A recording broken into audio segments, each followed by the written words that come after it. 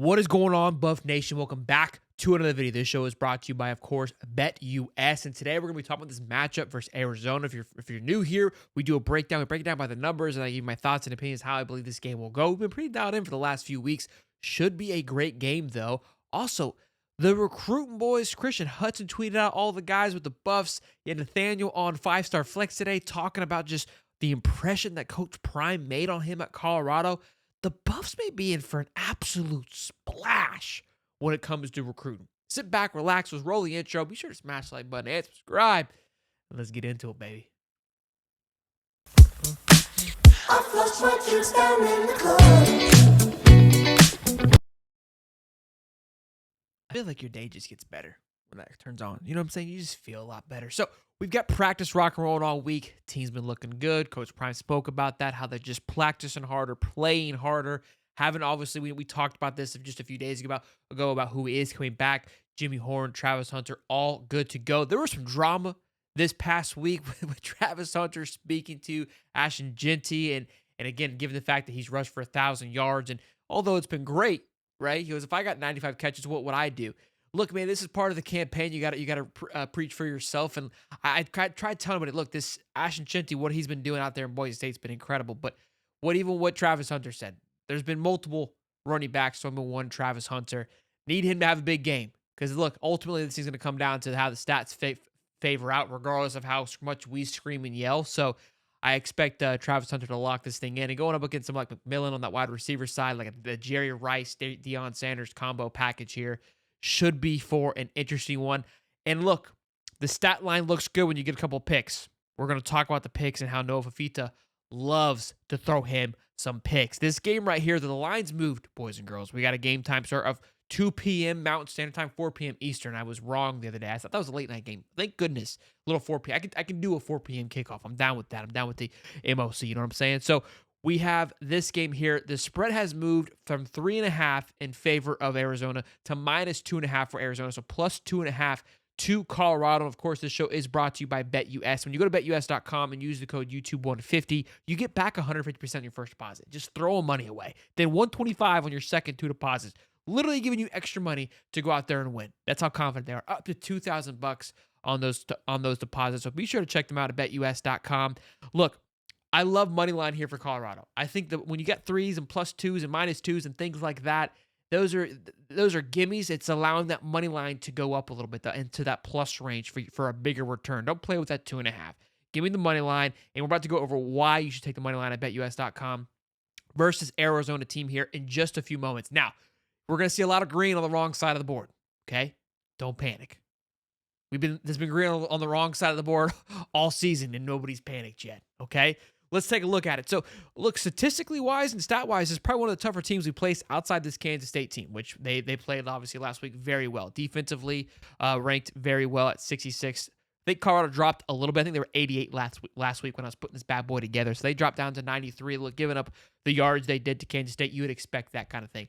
Offensively, it's pretty much a wash. But you got to keep this in mind, though. This Arizona team, they played the likes of BYU, got absolutely clapped. Texas Tech, Utah has not looked fantastic. Kansas State, and then a nobody team. Like, I'm talking about a nobody team.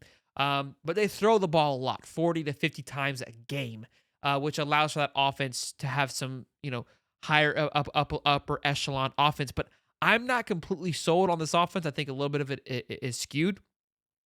The reason this offense is so down for Colorado overall is the run game. And you see the rushing offense ranks 130th out of 132.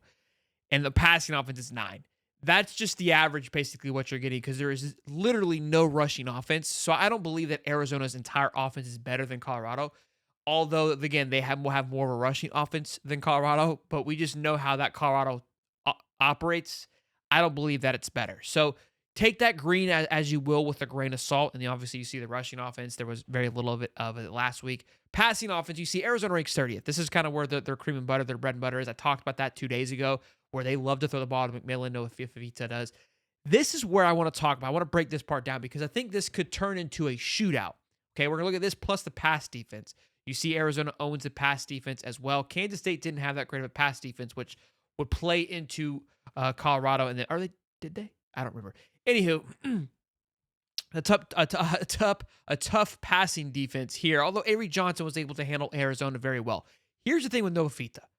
Just like we're guaranteed Travis Hunter is always open, like 7-Eleven, okay? 7-Eleven guaranteed always open. Noah Fita's going to throw an interception. He's throwing all season, every single game, even the cupcake game, he threw an interception. I think he's thrown 1, 2, and 3. One interception, 2 and 3 in his last game against BYU. So an interception, at least one, seems to be guaranteed at this point. With this quarterback room at Colorado, you can expect a pick, possibly 2 picks, which this goes to the Travis Hunter Heisman campaign. If he could slide himself a couple of those picks, that would be fantastic, because you know where they're going to try to throw the football to McMillan. You know where Travis Hunter is going to be on McMillan. So that will be something fun to watch. Again, this one-trick pony Arizona team has, they don't scare me. I'm not blown away with it. Nova Fita has not really put me in awe. There was a ton of hype out of this offseason. I mean, to believe they came in there top 25.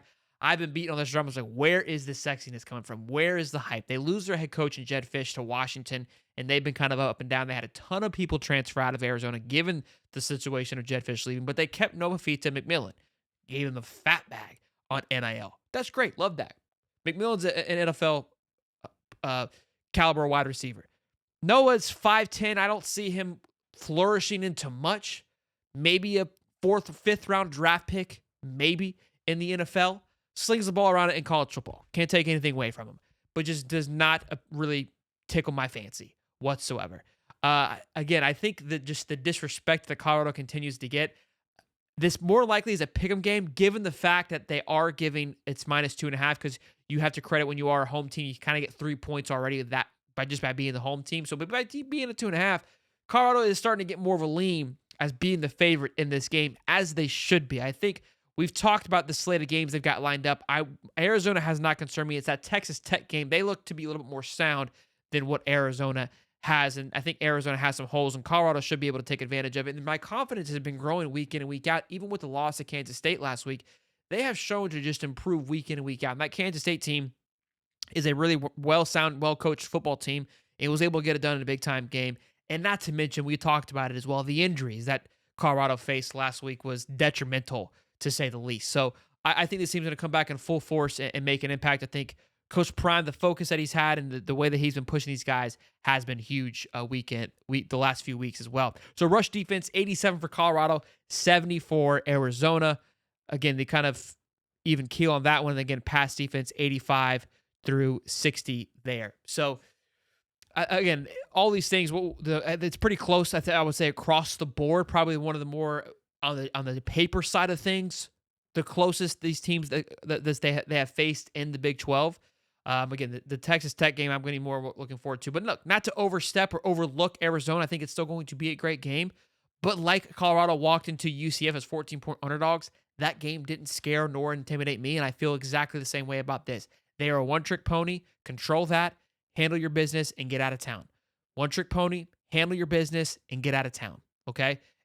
Again, Kansas State brought a lot more to the table, running the ball very well. Avery Johnson, which I told everybody about, was fantastic. Nova Fita, again, is exciting. He's appealing. He's sexy. People have been praising him. McMillan as well. I just don't think they bring the same oomph as the rest of those guys did. So will be a great one this Saturday at 4 p.m. Eastern Standard Time. So let me know in the comment section, how are you feeling about this game? Are you concerned about it? Or do you disagree with my thoughts and opinions? Do you feel differently about it? You feel strongly like, I think Noah can throw the football around. Will I be here Sunday going, man, I got to eat my words? I don't think so. But I want to hear it from all of you guys. Let me know in the comment section below. Be sure to smash the like button. Subscribe. The show, of course, was brought to you by BetUS. And I'll see you on the next one. Peace and love, baby.